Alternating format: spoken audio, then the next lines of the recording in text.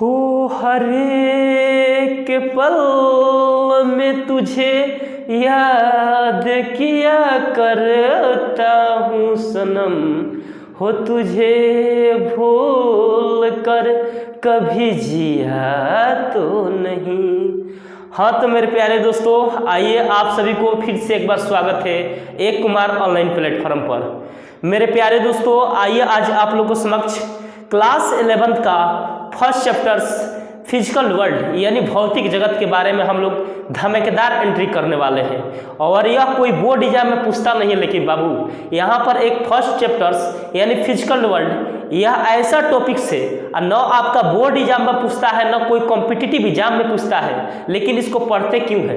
इसका पढ़ने का पर्पस यही है, हम लोग क्लास 11th और 12th स्तर में जितना फिजिक्स के बारे में हम लोग स्टडी करते हैं वो सारी फिजिक्स का इंफॉर्मेशन फर्स्ट चैप्टर्स में ही मिल जाता है, जिस चैप्टर्स का नाम है फिजिकल वर्ल्ड्स। यानी क्लास 11th में हम कौन सा टॉपिक्स पढ़ते हैं और क्लास 12th में भी हम कौन सा टॉपिक्स पढ़ते हैं, ये सारी टॉपिक्स का इंट्रोडक्शंस आप लोगों को फर्स्ट चैप्टर्स में मिलेगा, जिस चैप्टर्स का नाम है बाबू फिजिकल वर्ल्ड, यानी इसको हम हिंदी में बोलते हैं भौतिक जगत। और इसी चैप्टर्स को हम लोग स्टार्ट करने वाले हैं और यह पूरा 0 लेवल से स्टार्ट करेंगे और यूनिट, डायमेंशन, मोशन अब कंटिन्यू वीडियो आप लोग को प्रोवाइड करते रहेंगे। दोस्तों थोड़ा बहुत तबीयत खराब हो जाने की वजह से हम वीडियो कल अपलोड नहीं कर पाए, लेकिन आज से आप लोगों को समक्ष कंटिन्यू वीडियो जाते रहेगा। चलिए दोस्तों यहाँ पर स्टार्ट करते हैं।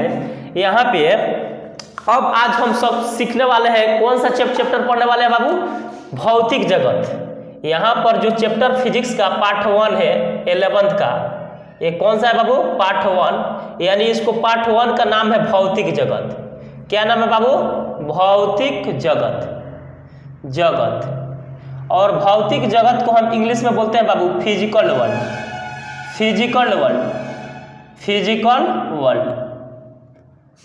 वर्ल्ड। और इसी चैप्टर के बारे में हम लोग स्टडी करने वाले हैं। और यह बोर्ड एग्जाम के लिए इम्पोर्टेंस नहीं है, यानी कोई कॉम्पिटिटिव एग्जाम के लिए इम्पोर्टेंस नहीं है, ना बोर्ड एग्जाम में पूछता है, लेकिन हम पढ़ते इसलिए हैं क्योंकि हम लोग क्लास 11th और 12th स्तर में जितना भी चैप्टर्स यानी टॉपिक्स के बारे में हम लोग स्टडी करते हैं वो सारी टॉपिक्स का इंट्रोडक्शन सिर्फ आपका पहला चैप्टर्स में ही मिल जाएगा, जिस चैप्टर्स का नाम है बाबू कौन सा? भौतिक जगत, यानी इसको इंग्लिश में बोलते हैं फिजिकल वर्ल्ड। जरा यहाँ पर समझने का प्रयास कीजिए, पूरा 0 लेवल से यहाँ पर सीखेंगे कि साइंस होता क्या है और साइंस को प्रैक्टिकल लाइफ में कहाँ कहाँ देखते हैं, इस सभी फिजिक्स भी होता क्या है, फिजिक्स का फुल फॉर्म क्या होता है और फिजिक्स को किसने दिया था, फादर ऑफ फिजिक्स के नाम से किसको जानते हैं, और भौतिकी के क्षेत्र में नोबेल पुरस्कार किसको मिला था, जो भारत के साइंटिस्ट थे, वो सारी फिनोमेना के बारे में हम लोग स्टडी करेंगे। पूरा यहाँ पर मेरे वीडियो को देखते रहिए, क्योंकि वन शूट वीडियो में पहला चैप्टर क्लियर करेंगे आप लोगों को समक्ष, यानी एक वीडियो बनाएंगे और एक वीडियो में ही पहला चैप्टर यानी फिजिकल वर्ल्ड यानी भौतिक जगत आपको समाप्त करके दिखाएंगे। यानी one shoot video and the game, यानी एक वीडियो में आपका पूरा फिजिकल वर्ल्ड का इंफॉर्मेशन रहेगा दोस्तों। तो चलिए दोस्तों यहाँ पर स्टार्ट करते हैं, लेकिन एक बात से आप लोग को विनम्र रिक्वेस्ट है कि मेरे वीडियो को ज़्यादा से ज़्यादा आप लोग शेयर करने का प्रयास कीजिए, ताकि जितने भी लोग 11th में पढ़ रहे हैं एक दूसरे को कोऑपरेट कीजिए। अब चलिए दोस्तों यहाँ पर स्टार्ट करते हैं। पहले यहाँ पर भौतिक जगत को समझने के लिए विज्ञान के बारे में जानकारी होना बहुत आवश्यक है, तभी आप भौतिक जगत के बारे में समझ सकते हैं। भौतिक जगत यानी फिजिकल वर्ल्ड। अब यहाँ पर सबसे पहले यहाँ पर पहला टॉपिक आता है विज्ञान। क्या आता है बाबू? विज्ञान। क्या आता है? विज्ञान। यानी विज्ञान को हम इंग्लिश में क्या बोलते हैं बाबू? साइंस बोलते हैं। क्या बोलते हैं? साइंस। क्या बोलते हैं बाबू? साइंस बोलते हैं। क्या बोलते हैं? साइंस। और जो साइंस वर्ड है वह साइंस शब्द कहाँ से आया हुआ है? जो साइंस वर्ड है बाबू, यह साइंस वर्ड एक साइंटिया शब्द होता है। क्या होता है बाबू? साइंटिया। यह साइंस वर्ड एक साइंटिया शब्द से आया हुआ है। कौन सा शब्द से आया हुआ है? साइंटिया शब्द से आया हुआ है। कौन सा शब्द से आया हुआ है? साइंटिया शब्द से आया हुआ है। और साइंटिया जो शब्द होता है बाबू लैटिन वर्ड होता है। क्या होता है बाबू? Latin word.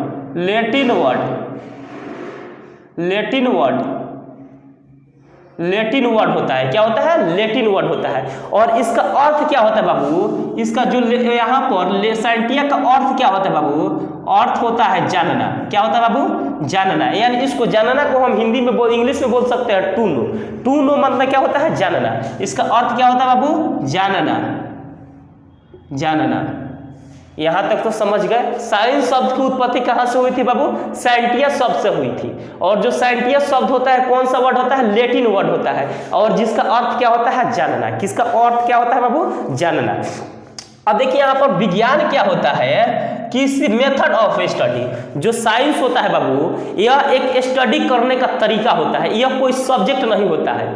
जरा यहाँ पर समझिए कि मान लेते हैं यहाँ पर बहुत सारे सब्जेक्ट हैं और उस सारे सब्जेक्ट में से कुछ सब्जेक्ट के बारे में हम लोग क्या करते हैं? स्टडी करते हैं। यानी साइंस शब्द का मतलब होता है मेथड ऑफ स्टडी, यानी पढ़ने का तरीका। क्या होता है बाबू? पढ़ने का तरीका।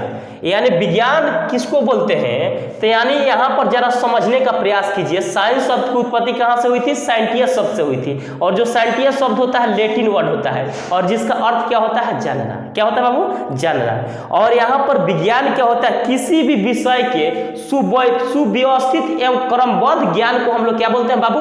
विज्ञान बोलते हैं। तो यहाँ पर लिख लेंगे, ये नहीं कि विज्ञान हम कहेंगे फिजिक्स और केमिस्ट्री और मैथ और बायोलॉजी के ही विज्ञान कहेंगे, किसी भी विषय को बोल सकते हैं, क्योंकि जो साइंस होता है मेथड ऑफ स्टडी होता है, यानी पढ़ाई करने का तरीका होता है। जिस तरह यहाँ पर पेड़ देखें आप लोग, पेड़ में क्या होता है? बहुत सारे टहनियाँ होती है, यानी उस पेड़ का बहुत सारे ब्रांचे होते हैं और उन बहुत सारे ब्रांचे होते हैं। उसी तरह यहाँ पर साइंस में क्या होता है? बहुत सारे छोटे मोटे क्या होते हैं? ब्रांचे होते हैं। और उन ब्रांचे में से एक ब्रांच है क्या है बाबू? यहाँ पर फिजिक्स ब्रांच है। क्या बाबू? फिजिक्स है, केमिस्ट्री है, बायोलॉजी है। ये क्या है? अलग अलग ब्रांच है। अब यहाँ पर समझेंगे, यहाँ पर विज्ञान क्या होता है? किसी भी विषय के सुव्यवस्थित एवं क्रमबद्ध ज्ञान को क्या बोलते हैं? विज्ञान बोलते हैं। यहाँ पर किसी भी विषय के सुव्यवस्थित एवं क्रमबद्ध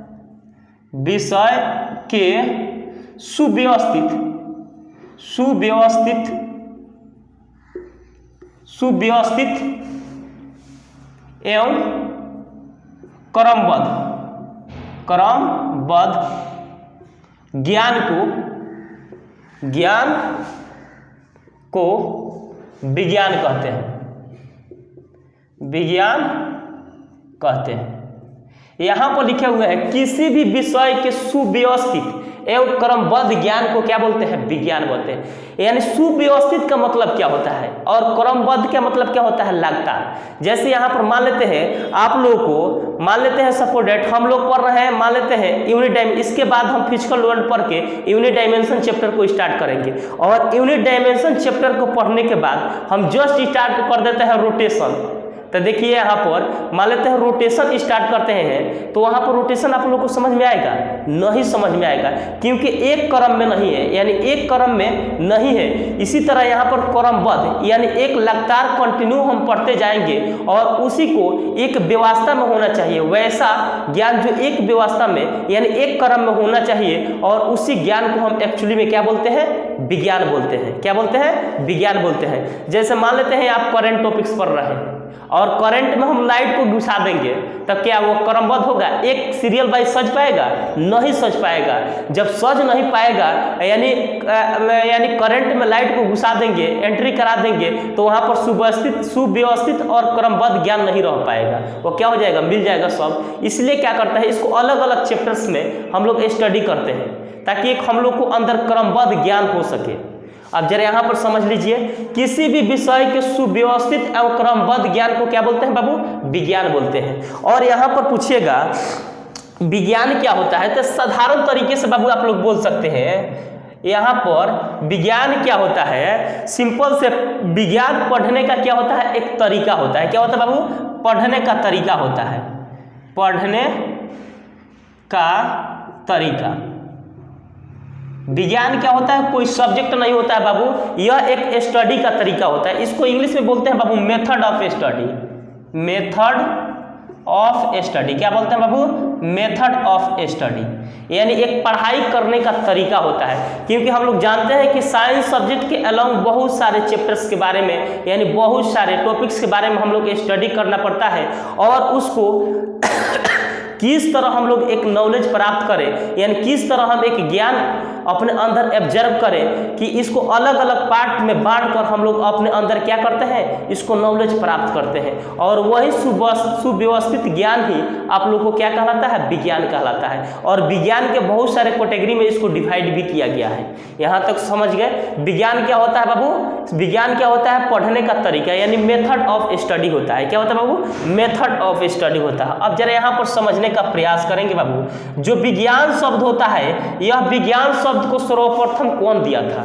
जो साइंस शब्द होता है बाबू, यह साइंस शब्द का सर्वप्रथम अरस्तु नामक वैज्ञानिक ने दिया था। जिस तरह मान लेते हैं कोई बच्चा पैदा होता है घर में, तो उसके माता पिता कुछ ना कुछ उसको नाम रख देते हैं, उसी तरह यहाँ पर जब साइंस की उत्पत्ति हुई, तो साइंस को उत्पत्ति होने के बाद अरस्तु साहब ने सबसे पहले यहाँ पर विज्ञान शब्द का नाम का उपयोग किया था। यानी साइंस शब्द का सर्वप्रथम किसने दिया था? अरस्तु साहब ने दिए थे। तब विज्ञान शब्द को सर्वप्रथम अरस्तु ने दिया था।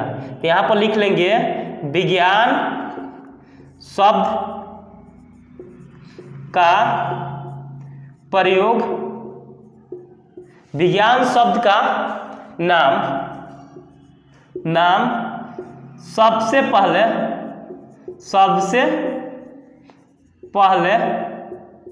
अरस्तु ने दिए थे। अरस्तु ने दिए थे। और अरस्तु थे, यह कोई वैज्ञानिक नहीं थे, यह एक दार्शनिक थे। दार्शनिक लोग क्या करते हैं? देख कर क्या करते हैं? अनुमान लगाते हैं। क्या करते हैं? देख कर अनुमान लगाते हैं। एक कोई अरस्तु साहब कोई साइंटिस्ट नहीं थे, यह एक दार्शनिक थे। और दार्शनिक लोगों का वर्क यही होता है कि वह देख कर किसी भी चीज को अनुमान लगा लेते हैं। यानी विज्ञान शब्द को सर्वप्रथम किसने दिया था? अरस्तु ने दिया था। कौन दिया था बाबू? अरस्तु। अब देखिए बाबू, यहाँ पर एक वर्ड आता है भौतिकी विज्ञान। कौन सा वर्ड आता है बाबू? भौतिकी विज्ञान। भौतिकी विज्ञान, क्योंकि यही चैप्टर हम लोग पढ़ने वाले हैं। यहाँ पर इसको इंग्लिश में हम लोग क्या बोलते हैं बाबू? फिजिक्स बोलते हैं। क्या बोलते हैं? चाहे यहाँ पर समझ लीजिए। यहाँ पर इसको अब स्टार्ट करते हैं कौन सा? भौतिकी विज्ञान। भौतिकी विज्ञान। और इंग्लिश में इसको क्या बोलते हैं बाबू? फिजिक्स बोलते हैं। क्या बोलते हैं बाबू? फिजिक्स बोलते हैं। फिजिक्स। क्या बोलते हैं बाबू? फिजिक्स। और जो फिजिक्स शब्द की उत्पत्ति कहाँ से हुई थी बाबू? फ्यूजेस शब्द से हुई थी। कौन सा शब्द से हुई थी? फ्यूजेस शब्द से हुई थी। और जो फ्यूजेज शब्द होता है, ये कौन सा शब्द होता है बाबू? फ्यूजेज जो शब्द होता है, यह ग्रीक शब्द होता है। कौन सा होता है? ग्रीक वर्ड होता है। क्या होता है बाबू? ग्रीक वर्ड होता है।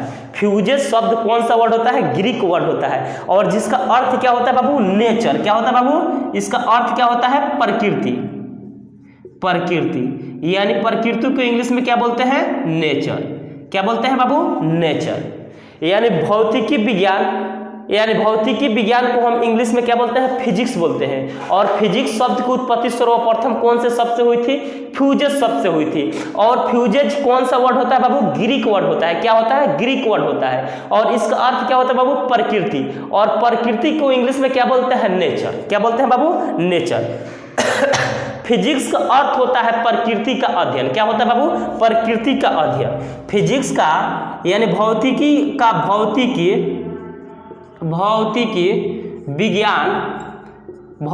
विज्ञान का अर्थ क्या होता है बाबू?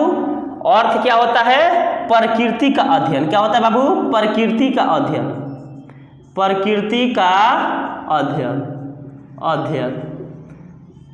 भौतिकी विज्ञान का अर्थ क्या होता है बाबू? प्रकृति का अध्ययन। यानी इस प्रकृति में जैसे यहाँ पर धूप का निकलना, तारा का चमकना, सूर्य ग्रहण लगना, ये क्या प्रकृति में आप लोग देखते हैं कि नहीं? और इन्हीं सारी फेनोमेना के बारे में हम लोग स्टडी कर लेते हैं। और वही आपका क्या कहलाता है बाबू?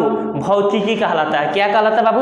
भौतिकी कहलाता है। और यह भौतिकी जितना भी हम लोग अपने आंखों से देखते हैं, वह सब आपका प्रकृति है, यानी नेचर में पाया जाता है। क्या पाया जाता है बाबू? नेचर में पाया जाता है। कहते नहीं बाबू नेचर और सिग्नेचर कभी बदलता नहीं है। उसी तरह यहाँ पर मौसम जो होता है, चाहे कोई भी चीज़ होता है, यह प्रकृति का दिया हुआ वरदान होता है और यह कभी चेंजिंग नहीं होता है। अब जरा यहाँ पर समझने का प्रयास कीजिए बाबू, प्रकृति। अब यहाँ पर एक वर्ड आता है कि भौतिकी विज्ञान किसको बोलते हैं। प्रकृति में पाए जाने वाले किसी भी पदार्थ का, जब प्रकृति में पाए जाने वाले प्रकृति का अध्ययन ही, प्रकृति में होने वाली सभी घटनाएं का अध्ययन ही क्या कहलाता है बाबू, भौतिकी विज्ञान कहलाता है। अगर सपोज दैट यहाँ पर कोई पूछेगा कि भौतिकी विज्ञान किसको बोलते हैं, तो सिंपल से तरीका में आप बता सकते हैं कि प्रकृति में होने वाली घटनाओं के बारे में अध्ययन किया जाता है, तब उसे हम क्या बोलते हैं, भौतिकी विज्ञान कहते हैं। जैसे यहाँ पर बादल का गरजना, पानी का होना, गर्म होना, ठंडा होना, और यहाँ पर तारा का चमकना, उसके बाद सूर्य ग्रहण लगना, ये नेचर में हम लोग जितना भी चीज के बारे में हम लोग स्टडी करते हैं, यानी अध्ययन करते हैं, वह सारी अध्ययन आपका भौतिकी विज्ञान के अंतर्गत आता है। अगर इंग्लिश में हम बात करते हैं तो भौतिकी विज्ञान क्या होता है, इसको सिंपल से तरीके में आप इस तरह भी डिफाइन कर सकते हैं, the branch of physics in which you study about the C in nature of world, then this is called physics. यानी भौतिक विज्ञान की वह शाखा जिसके अंतर्गत अपनी आंखों से सी इन आई, यानी अपनी आंखों से जो वस्तुएं देखते हैं वह अधिकतर वस्तुएं भौतिकी विज्ञान कहलाती है या भौतिकी विज्ञान के अंतर्गत आती है।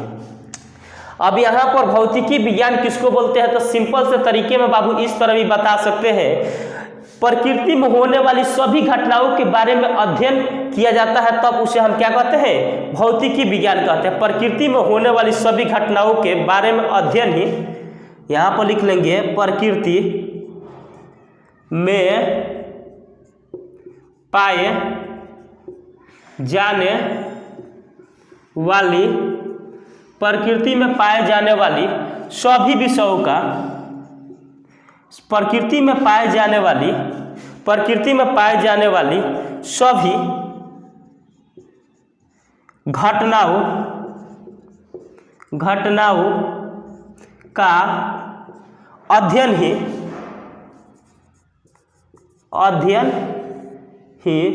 भौतिकी विज्ञान कहलाता है। भौतिकी विज्ञान कहलाता है, विज्ञान कहलाता है। क्या कहलाता है बाबू, भौतिकी विज्ञान कहलाता है। यानी भौतिकी विज्ञान क्या होता है, प्रकृति में पाए जाने वाली सभी घटनाओं के बारे में अध्ययन क्या कहलाता है बाबू, भौतिकी विज्ञान कहलाता है। और बताइए यहाँ पर बाबू कोई डाउट यहाँ पर नहीं? सबसे पहले इसको समझ गए तो इसको बारी बारी करके इसको नोट कर लीजिए आप लोग, और इसको हम मिटा देते हैं।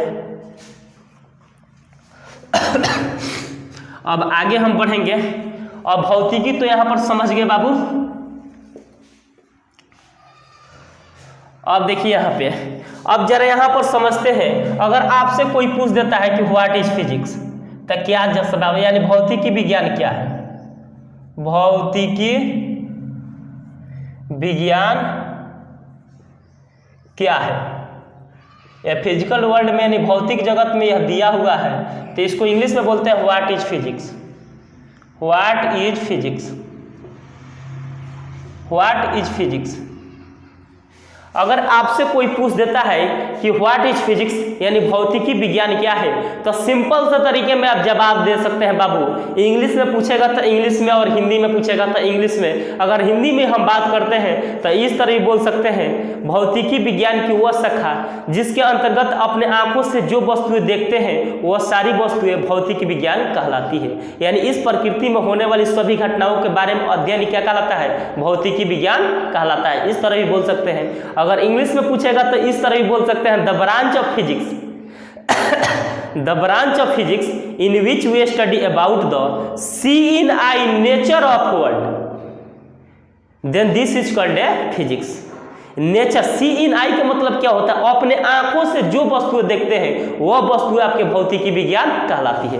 तो यहां पर इस तरह भी लिख सकते हैं बाबू, the branch of physics, the branch of physics, branch of physics, the branch of physics in we study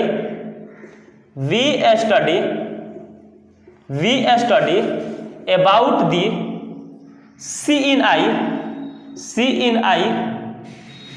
CNI nature of world, nature of world, then this is called a physics, then this is called a physics, the branch of physics in which we study about the CNI nature of world, then this is called a physics। यानी भौतिकी विज्ञान की वह शाखा जिसके अंतर्गत प्रकृति में होने वाली सभी घटनाओं के बारे में अध्ययन किया जाता है और उसी अध्ययन को हम लोग बोलते हैं फिजिक्स, या अपने आंखों से देखते हैं तब उसे हम क्या बोलते हैं बाबू, भौतिकी यानी फिजिक्स बोलते हैं। अब जरा यहाँ पर एक वर्ड आता है कि बाबू अगर कोई आपसे पूछ देगा कि फिजिक्स का फुल फॉर्म क्या होता है, सर आप तो फिजिक्स पढ़ाते हैं लेकिन फिजिक्स का फुल फॉर्म क्या होता है, तो सिंपल से तरीके में आप इस तरह भी बता सकते हैं। पी माने क्या होता है बाबू, पॉजिटिव, यानी फिजिक्स का वर्क होता है कभी भी आपको पॉजिटिव थिंकिंग करने का, यानी पॉजिटिव थिंकिंग सोचवाने के वर्क करता है फिजिक्स। तो पी माने क्या होता है बाबू, पॉजिटिव, एच माने क्या होता है, हुम्बल और यहाँ पर वाई माने क्या होता है, वेंगर, और एस माने होता है साइंटिफिक, आई माने होता है एक्सपीरियंस्ड, सी माने कम्युनिकेटिव और एस माने क्या होता है, साइंटिफिक। फिजिक्स का फुल फॉर्म होता है, यानी पॉजिटिव सोचने का वर्क करता है फिजिक्स। अब जरा यहाँ पर समझिए फिजिक्स को हम लोग क्यों पढ़ते हैं, इसका रीजन क्या है, पर्पस क्या है। पर्पस यही है बाबू, फिजिक्स क्या होता है, आपको जो पावर एंड पोटेंशियल होता है, यानी पावर एंड पोटेंशियल होता है जो इंक्रीज कर कर आपको माइंड को सोचने की क्षमता को क्या करता है, बढ़ाता है, यानी इंक्रीजमेंट करता है। यानी सोचने की जो पावर एंड क्षमता होती है, पावर एंड पोटेंशियल होती है, इसी को क्या करता है, इंक्रीज करने का वर्क करता है फिजिक्स, यही इसका वर्क होता है। जैसे यहाँ पर कोई भी फिजिक्स, केमिस्ट्री और यहाँ पर मैथ पढ़ के दिमाग को डेवलप नहीं कर सकते हैं जितना कि फिजिक्स से कर सकते हैं, क्योंकि यहाँ पर फिजिक्स में क्या होता है, मैथ में आप लोग को फार्मूला पता रहेगा तो कोई भी सवाल के बारे में आप लोग सोच सकते हैं, लेकिन इसमें फार्मूला भी पता रहेगा लेकिन थोड़ा बहुत कॉन्सेप्ट इधर उधर कर देगा तो आप लोग को बनाना बहुत ज़्यादा टफ पड़ जाता है। इसलिए क्या करता है, यहाँ पर फार्मूला भी पता रहेगा, सब चीज़ पता रहेगा, लेकिन बना क्यों नहीं पाते हैं, क्योंकि वहाँ पर सोच नहीं पाते हैं, और वही सोचने की जो क्षमता होता है बढ़ाता है, और बढ़ते बढ़ते दिमाग के जो पावर एंड पोटेंशियल होता है ऑटोमेटिक क्या हो जाता है, धीरे धीरे इंक्रीजमेंट करने लगता है। यहाँ तक तो इंग्लिश में समझ गए। अब जरा यहाँ पर समझेंगे फिजिक्स शब्द जो भौतिकी विज्ञान जो शब्द होता है बाबू, यह एक संस्कृत, पहले भौतिकी शब्द का प्रयोग संस्कृत वेदों में किया जाता था। कहाँ पर किया जाता था, संस्कृत वेदों में किया जाता था, और यह संस्कृत वेदों में किया जाता था, और जिसका अर्थ होता है नेचर यानी प्रकृति, और वहीं से आपका भौतिकी शब्द का निर्माण हुआ था। अब देखने वाला है बाबू भौतिकी के प्रकार, कितना देखने वाला है बाबू, भौतिकी के प्रकार। लेकिन यहाँ पर एक वर्ड यहाँ पर समझ लीजिए बाबू, उसके बाद आगे हम तब बढ़ेंगे। अब यहाँ पर कुछ यहाँ पर जीव टाइप का वर्ड दिया है, इस तरह वर्ड दिया है, और यहाँ पर दिया है, और यहाँ पर हम आपसे पूछते हैं कि कुछ जीव करके ऐसे वर्ड दिया है, तो यह कौन सा वर्ड है, पहचान में आ रहा है आप लोगों का, नहीं पहचान में आ रहा है बाबू। और यही जो वर्ड होता है बाबू ग्रीक वर्ड होता है। कौन सा वर्ड होता है बाबू, ग्रीक वर्ड होता है। कौन सा होता है बाबू, ग्रीक वर्ड होता है। कौन सा वर्ड होता है बाबू, ग्रीक वर्ड होता है। ये क्या होता है, ग्रीक वर्ड होता है, और इसी ग्रीक वर्ड से फिजिक्स बना हुआ है, यानी फिजिक्स शब्द की उत्पत्ति हुई है, यानी फ्यूजन शब्द से फिजिक्स शब्द आपका बना हुआ है। अब देखिए यहाँ पर यह ग्रीक वर्ड का अर्थ क्या होता है बाबू, नेचर होता है। क्या होता है बाबू, नेचर। क्या होता है, नेचर। और नेचर को हम हिंदी में क्या बोलते हैं, प्रकृति। अभी नहीं बताया था बाबू, यहाँ पर क्या होता है, प्रकृति। प्रकृति। अब बताइए यहाँ तक कोई डाउट आप लोग को?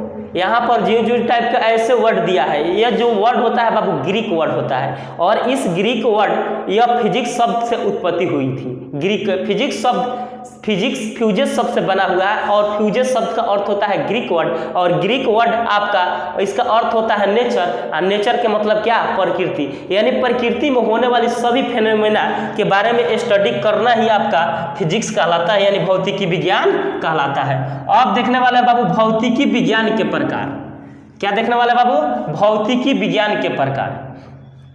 एक लेक्चर्स में आपका फिजिकल डुअल समाप्त कर देंगे, यानी one shoot in the game, भौतिक जगत।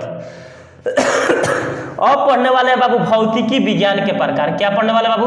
भौतिकी विज्ञान के प्रकार। भौतिकी विज्ञान के प्रकार यानी इसको इंग्लिश में बोलते हैं टाइप्स ऑफ फिजिक्स। यानी फिजिक्स तो बहुत यहाँ पर लंबा चैप्टर से और उसको स्टडी करने के लिए बहुत छोटे छोटे भागों में हम बांट कर स्टडी करते हैं, क्योंकि एक भाग में हम बांट कर स्टडी करेंगे तो उतना बेहतर तरीके से हम लोग स्टडी नहीं कर पाएंगे। और इसीलिए हम क्या करते हैं, इसका अध्ययन करते हैं तो यहाँ पर अलग अलग भागों में इसको बांट कर हम लोग स्टडी करते हैं, ताकि हमारे अंदर एक क्रमबद्ध या सुव्यवस्थित ज्ञान हो पाए। अब देखिए यहाँ पर भौतिकी विज्ञान के प्रकार यानी टाइप्स ऑफ फिजिक्स, यानी जो भौतिकी विज्ञान होता है इसको दो भागों में बांटा गया है। कितने भागों में बांटा गया बाबू? दो भागों में बांटा गया है। जो पहला भाग होता है बाबू, यहाँ पर जो पहला भाग होता है, यहाँ पर पहला भाग होता है स्थूल भौतिकी होता है। क्या होता है बाबू? स्थूल भौतिकी। स्थूल भौतिकी क्या होता है बाबू? स्थूल भौतिकी। पहला क्या होता है बाबू? स्थूल भौतिकी। और इसको इंग्लिश में हम लोग बोलते हैं मैक्रोस्कोपिक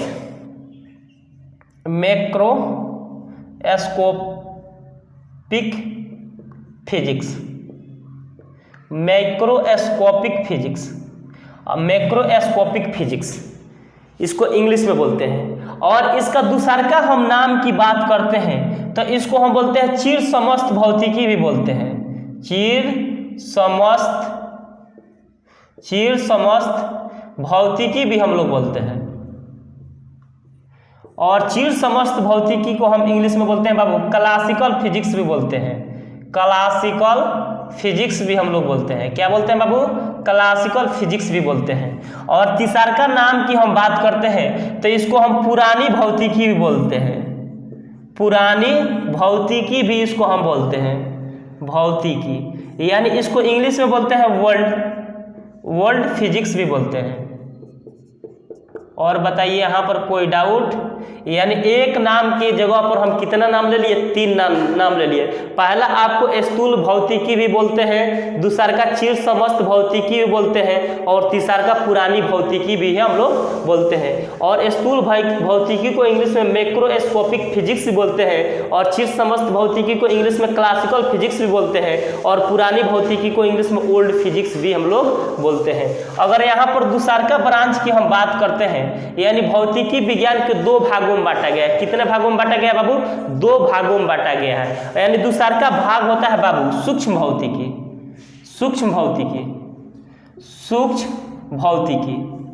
क्या होता है बाबू? सूक्ष्म भौतिकी।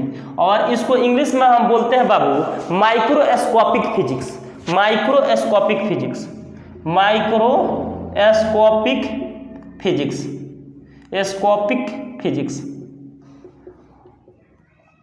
फिजिक्स। और यहाँ पर दूसरा का नाम की हम बात करते हैं तो इसको आधुनिक भौतिकी भी बोलते हैं। क्या बोलते हैं बाबू? आधुनिक भौतिकी भी हम लोग बोलते हैं। क्या बोलते हैं बाबू? आधुनिक भौतिकी बोलते हैं। और आधुनिक भौतिकी को हम इंग्लिश में मॉडर्न फिजिक्स भी बोलते हैं। क्या बोलते हैं बाबू? मॉडर्न फिजिक्स भी बोलते हैं। मॉडर्न माने क्या होता है बाबू? यानी अभी के डेट में हम लोग कहते हैं ना, जमाना क्या हो गया है? मॉडर्न हो गया है, यानी चेंज हो गया है। अभी के डेट में यहाँ पर मॉडर्न क्या हो गया? चेंज हो गया है। और यहाँ पर तीसरा का नाम की हम बात करते हैं तो तीसरा का की इसको नाम हम लोग देते हैं, यहाँ पर क्वांटम फिजिक्स भी नाम देते हैं। क्या देते हैं बाबू? क्वांटम फिजिक्स भी इसको देते हैं। क्वांटम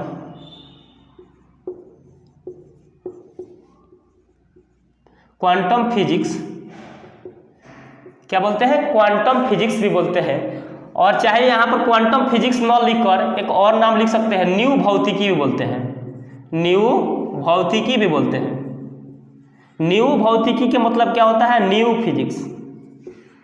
न्यू फिजिक्स क्यों बोलते हैं? हम बता चुके हैं, हम लोग यह जो मॉडर्न फिजिक्स पढ़ते हैं, यह मॉडर्न फिजिक्स क्या होता है कि यहाँ पे मॉडर्न हम लोग कहते हैं जमाना क्या हो गया है, मॉडर्न हो गया है। यानी अभी के डेट में हमारे देशों को जितने भी साइंटिस्ट हैं वह वर्क करते हैं, वह मॉडर्न फिजिक्स पर वर्क करते हैं। किस पर वर्क करते हैं बाबू? मॉडर्न फिजिक्स पर बेस्ड ही वर्क करते हैं। मॉडर्न फिजिक्स पर बेस्ड वर्क इसलिए करते हैं क्योंकि हमारे देशों का साइंटिस्ट अधिकतर किस पर स्टडी चल रहा है? मॉडर्न फिजिक्स पर। क्योंकि जानते हैं कि चंद्रयान और यहाँ पर जितना भी मिसाइलें लॉन्च की जा रही है वह सब आपको न्यू फिजिक्स यानी मॉडर्न फिजिक्स के अंतर्गत यहाँ पर क्या की जा रही है? खोज किया जा रहा है यानी लॉन्च किया जा रहा है।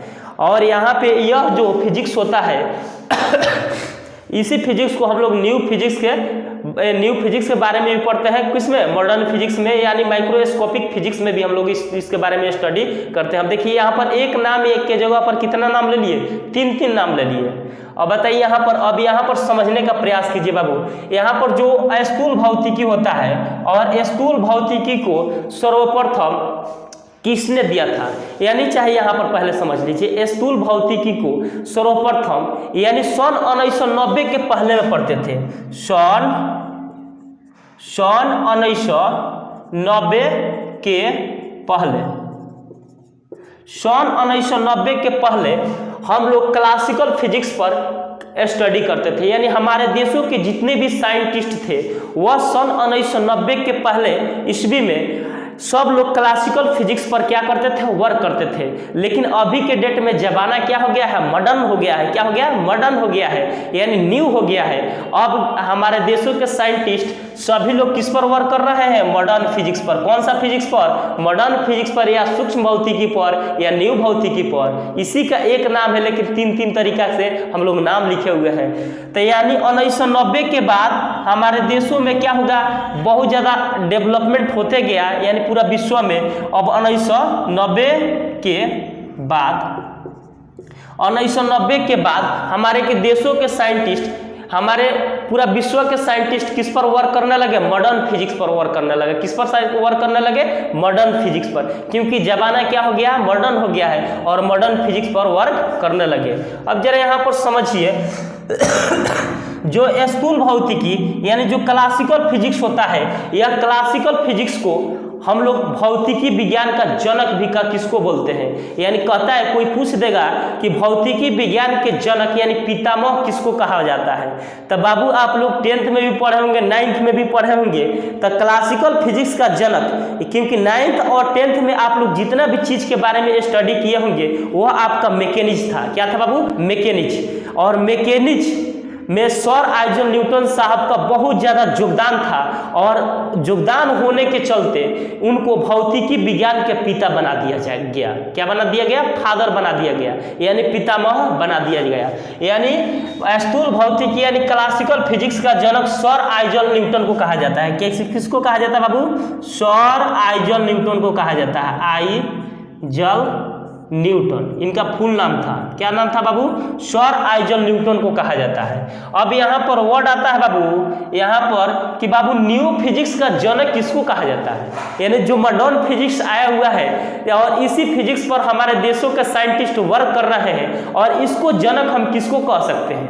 यानी जो मॉडर्न फिजिक्स या मॉडर्न फिजिक्स होता है और इसको जनक हम अल्बर्ट आइंस्टीन को कहते हैं। किसको कहते हैं बाबू? अल्बर्ट आइंस्टीन को हम लोग क्या कहते हैं बाबू? यहाँ पर मॉडर्न फिजिक्स यानी आधुनिक भौतिकी का जनक कहा जाता है। इसको क्या कहा जाता है बाबू? The father of modern physics. Father of modern physics. The father of modern physics Albert Einstein. क्या? अल्बर्ट आइंस्टीन साहब। The father of modern physics कौन सा है? Albert Einstein. और इसको क्या बोलते हैं? The father of classical physics. किसको? Albert Einstein, sir Isaac Newton. The father of classical physics.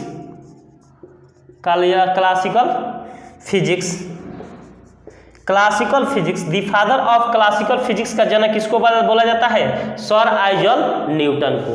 अब बताइए यहाँ तक कोई डाउट बाबू? इसको नोट नहीं किए तो सबसे पहले यहाँ पर बारी बारी करके इसको नोट कर लीजिए। बाबू हमारा जो कॉन्सेप्ट दिया हुआ किसी से मिलता जुलता नहीं है, क्योंकि यहाँ पर महाराजगंज और जनता बाजार मेरा सेंटर चलता है, और आप लोग मिला लीजिएगा यहाँ पर जितने भी फिजिक्स पढ़ाते होंगे उनका लेक्चर्स, मिस्टर अभिमन्यु सर का लेक्चर्स, आप लोग को खुद अनुमान लग जाएगा कि इनका पढ़ाने का क्वालिटी यानी अंजाद क्या है और उन लोगों का पढ़ाने का क्वालिटी क्या है। अब जरा यहाँ पर इसको नोट नहीं किया तो सबसे पहले यहाँ पर नोट कर लीजिए, इसको मिटा देते हैं। अब आगे बढ़ते हैं बाबू, अब आगे की तरफ हम बढ़ेंगे। तो पहला हम बताए थे बाबू, पहला हम बताए थे भौतिक विज्ञान के प्रकार में यहाँ पर दो प्रकार का होता है। पहला बताए थे बाबू स्थूल भौतिकी। कौन सा भौतिकी? स्थूल भौतिकी, स्थूल भौतिकी। और स्थूल भौतिकी को हम इंग्लिश में क्या बोलते हैं? Macroscopic physics, macroscopic physics. अब जरा यहाँ पर समझतेंगे कि मैक्रोस्कोपिक यानी स्थूल भौतिकी क्या होगा, और इसको दूसरा का नाम देते हैं क्लासिकल फिजिक्स। कोई डाउट? अभी तो बताए थे क्लासिकल फिजिक्स, और यहाँ पर स्थूल भौतिकी सेम होता है और पुरानी भौतिकी भी सेम होता है। अब देखिए यहाँ पर स्थूल भौतिकी होता है, इसको 5 भागों में बांटा गया है। कितने भागों में बांटा गया बाबू? 5 भागों में बांटा गया है स्थूल भौतिकी को। और उसमें हम बताएंगे कि कौन चैप्टर 11th में पढ़ना है और कौन सा चैप्टर 12th में हम लोग को स्टडी करना है। कितने कैटेगरी में बांटा गया है बाबू? 5 भागों में बांटा गया है। यानी जो स्थूल भौतिकी होता है इसको 5 भागों में बांटा गया है।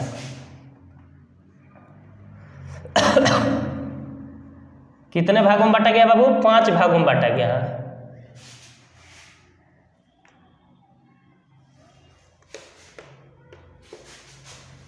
पांच भागों में बांटा गया है।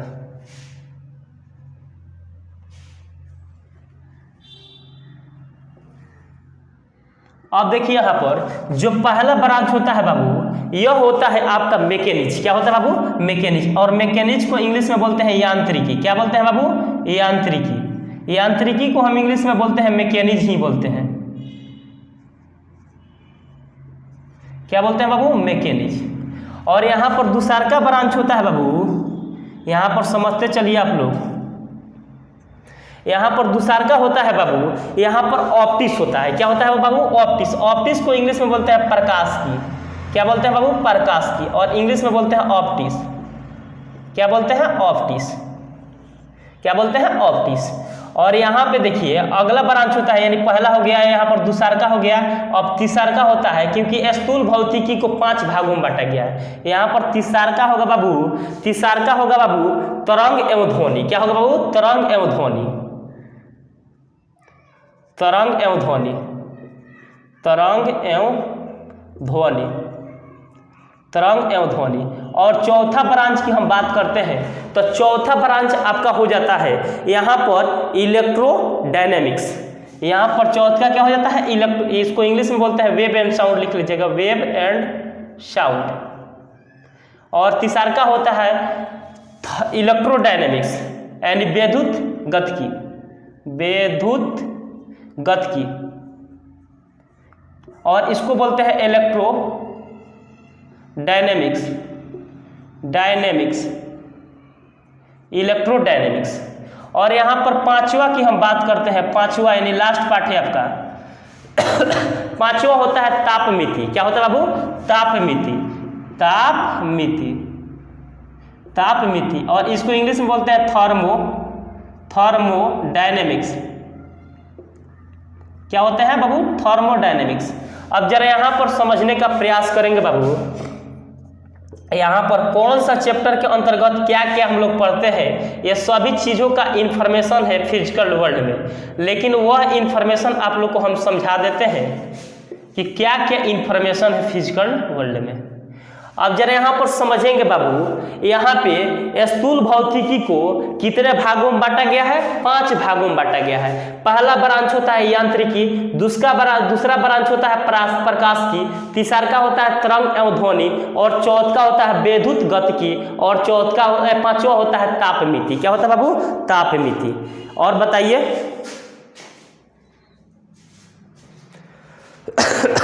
तापमिति।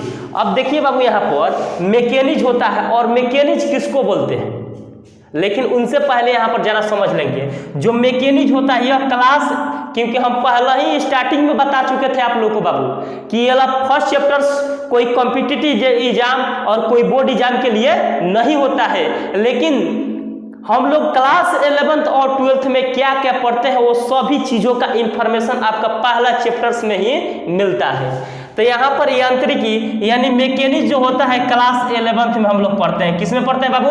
11th में पढ़ते हैं। और यहाँ पर ऑप्टिक्स होता है बाबू, यह 11th पढ़ के हम किस में जाते हैं? 12th पढ़ते हैं। तो यह आपका 12th में पढ़ते हैं। किस में पढ़ते हैं? 12th में। और तरंग एवं ध्वनि होता है बाबू, यह हम लोग क्लास 11th में स्टडी करते हैं। किस में पढ़ते हैं? 11th में। लेकिन यहाँ पर एक वर्ड आता है इलेक्ट्रोडायनेमिक्स। जो इलेक्ट्रोडायनेमिक्स का जो स्टडी करते हैं बाबू क्लास 12th में करते हैं। किस में करते हैं बाबू? 12th में करते हैं। और यहाँ पे थर्मोडायनेमिक्स, थर्मोडायनेमिक्स बाबू यहाँ पर हम लोग क्लास 11th में थर्मोडायनेमिक्स के बारे में हम लोग पढ़ते हैं। यानी आपका स्थूल भौतिकी में हम लोग 1, 2 और 3 यानी 3 ब्रांचेज के बारे में हम लोग यानी क्लास 11th में हम लोग पढ़ते हैं। किसमें? 11th में। और wave and sound class 11th में पढ़ते हैं, थर्मोडायनेमिक्स 11th में पढ़ते हैं, और यांत्रिकी यानी मोशन जो चैप्टर होता है यह हम लोग मोशन जो चैप्टर होता है यह भी क्लास 11th में ही हम लोग पढ़ते हैं। और बताइए यहाँ तक कोई डाउट? और पढ़ते हैं तो क्या क्या चीज के बारे में पढ़ा जाता है? मैकेनिज्म में हम बात करते हैं तो यहाँ पर संवेग, क्या हो गया बाबू? संवेग जो पढ़ते हैं यह किस में पढ़ते हैं बाबू? आपका यांत्रिकी में पढ़ते हैं। यहाँ पर जैसे यहाँ पर आवेग होता है, यानी आवेग होता है, तो आवेग होता है यानी इम्पल्स होता है, यह किस में पढ़ते हैं बाबू? मैकेनिज्म में पढ़ते हैं। उसके बाद यहाँ पर ऊर्जा होता है, क्या होता है बाबू? ऊर्जा होता है, यह किस में पढ़ते हैं बाबू? मैकेनिज्म में पढ़ते हैं। जैसे यहाँ पर गति होता है, यह किस में पढ़ते हैं बाबू? मैकेनिज्म में पढ़ते हैं। यानी रेलगाड़ी का गति, मोटरसाइकिल का गति, कार का गति, चाल, दूरी, वेग, त्वरण, ये किस में पढ़ते हैं बाबू? मैकेनिज्म में पढ़ते हैं, यानी मोशन में पढ़ते हैं। और बताइए यहाँ पर अगला तो समझ गए। अब जैसे यहाँ पर द्रव हो गया, क्या हो गया बाबू? द्रव, यह किस में पढ़ते हैं? मैकेनिज्म यानी यांत्रिकी में पढ़ते हैं। और यहाँ पर द्रव के बाद क्या हो गया बाबू? कार्य हो गया।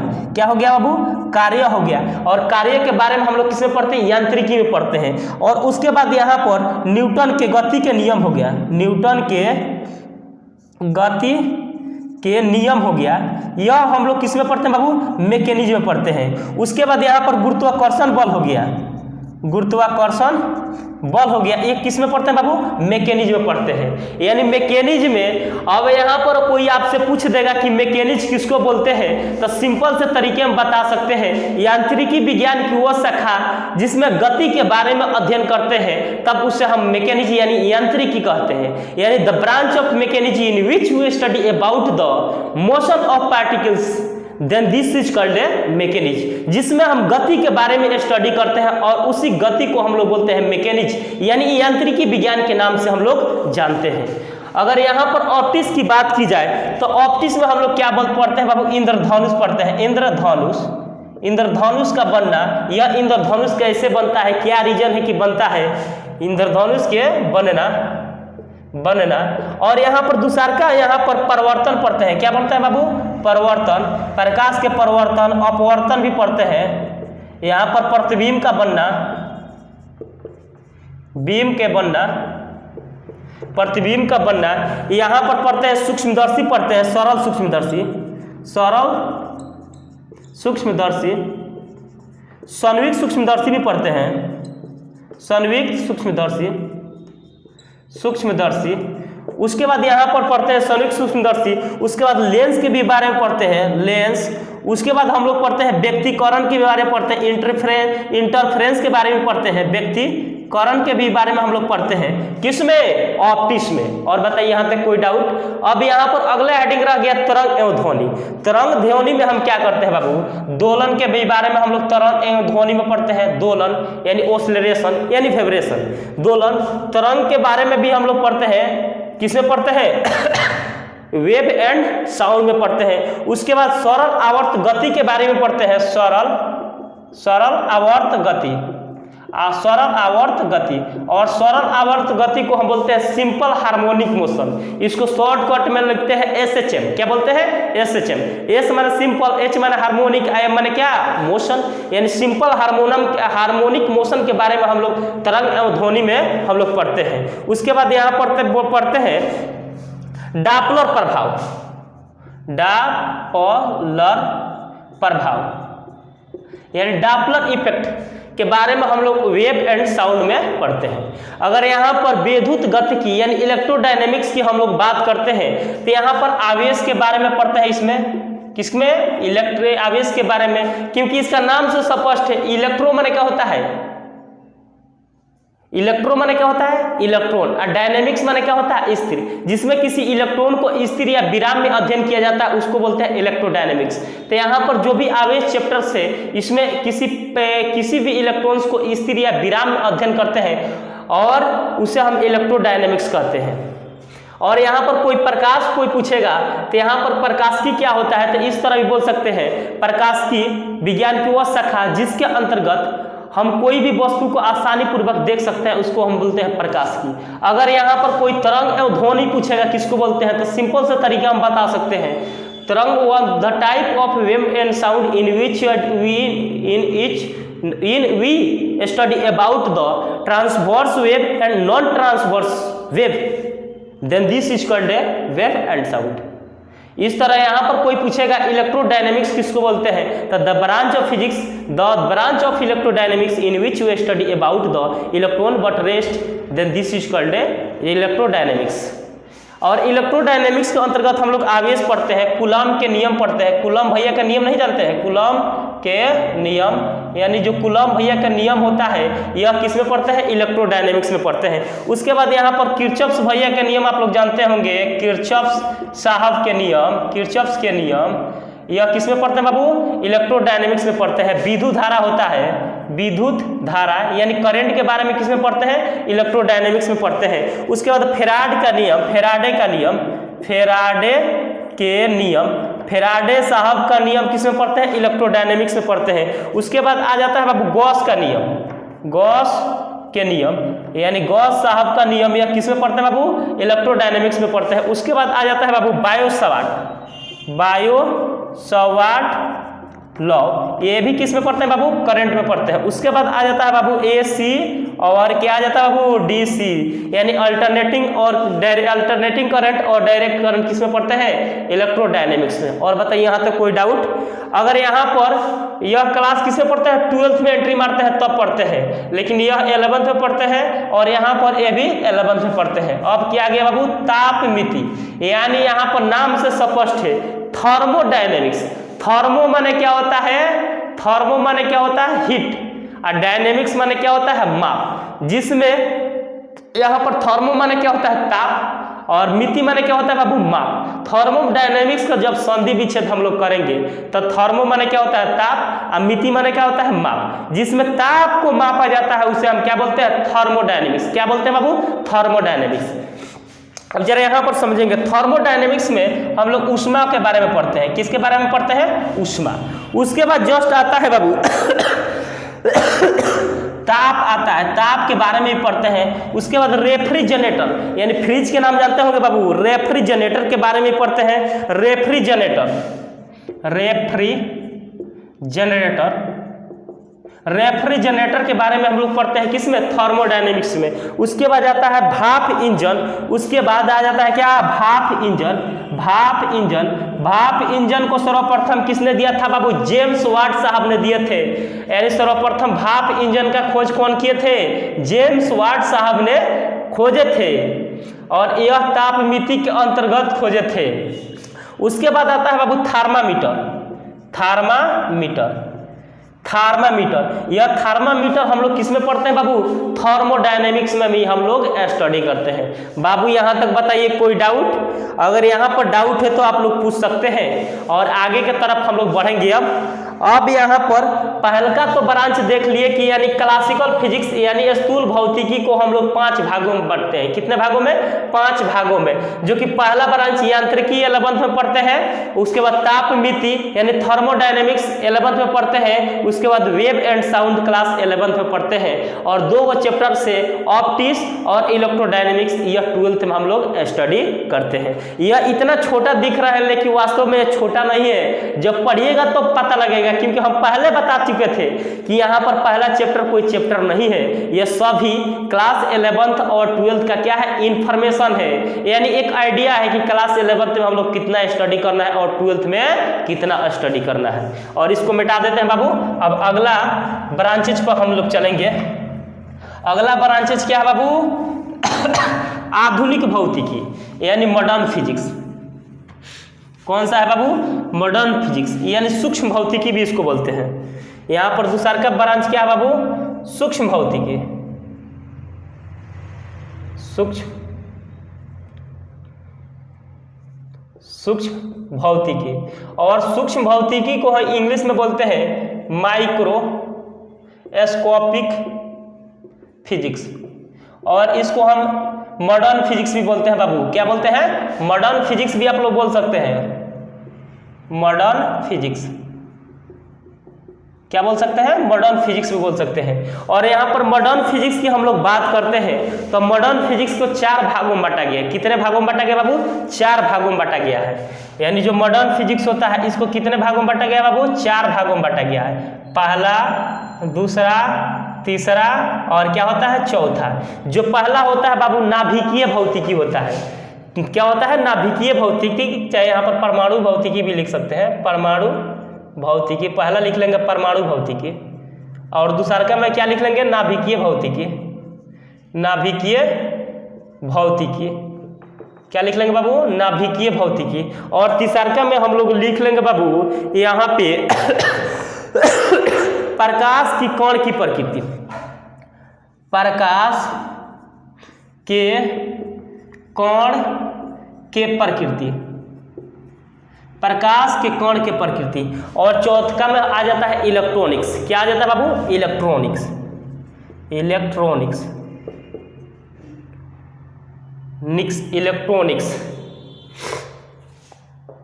निक्स। अब देखिए यहाँ पर परमाणु भौतिकी को इंग्लिश में बोलते हैं एटॉमिक फिजिक्स। क्या बोलते हैं बाबू, एटॉमिक फिजिक्स, एटॉमिक फिजिक्स। और यहाँ पर दूसरा का होता है नाभिकीय, यानी इसको इंग्लिश में बोलते हैं न्यूक्लियर फिजिक्स। क्या बोलते हैं बाबू, न्यूक्लियर फिजिक्स। और इसको इंग्लिश में बोलते हैं nature of light, particle in nature, particle in nature of light, particle in nature of light. और इसको हम इंग्लिश में बोलते हैं इलेक्ट्रॉनिक्स। इलेक्ट्रॉनिक्स यानी मॉडर्न फिजिक्स में हम लोग आप लोग को 4 टॉपिक्स के बारे में स्टडी करते हैं। पहला होता है परमाणु भौतिकी, दूसरा का होता है नाभिकीय भौतिकी, और तीसरा का होता है प्रकाश के कण की प्रकृति, इंग्लिश में बोलते हैं पार्टिकल नेचर ऑफ लाइट, और चौथा होता है इलेक्ट्रॉनिक्स। और यह जो चारों चैप्टर्स होते हैं यह क्लास किस में पढ़ते हैं बाबू, 12th में पढ़ते हैं। किस में पढ़ते हैं बाबू, 12th में पढ़ते हैं। और बताइए यहाँ तक कोई डाउट, यहाँ पर 12th में हम लोग स्टडी करते हैं।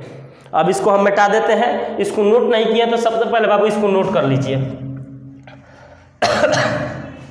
अब देखिए यहाँ पर आगे की तरफ बढ़ते हैं। अब एक इम्पोर्टेंट फैक्ट आता है बाबू कि यहाँ पर हम लोग भौतिकी पढ़ रहे हैं। क्या पढ़ रहे हैं, भौतिकी पढ़ रहे हैं। तो यहाँ पर भौतिकी विज्ञान होता है, और इस भौतिकी विज्ञान के क्षेत्र में भारत के कौन से ऐसे साइंटिस्ट थे जिनका पहला नोबेल पुरस्कार मिला था, और क्या चीज के क्षेत्र में। यहाँ पर एक सवाल कोई भी पूछ सकता है कि बाबू भौतिकी पढ़ रहे हैं तो जरा बताइए कि भौतिकी के क्षेत्र में किसको सर्वप्रथम नोबेल पुरस्कार दिया गया था। तो देखिए यहाँ पर भौतिकी विज्ञान के क्षेत्र में, किसके क्षेत्र में बाबू, भौतिकी के विज्ञान के क्षेत्र में पहला पुरस्कार यहाँ पर लिख लेंगे बाबू, भौतिकी विज्ञान के क्षेत्र में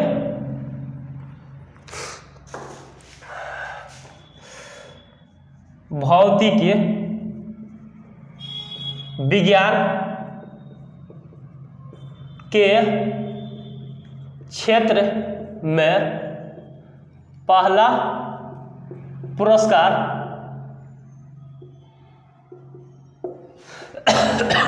भौतिकी विज्ञान के क्षेत्र में पहला पुरस्कार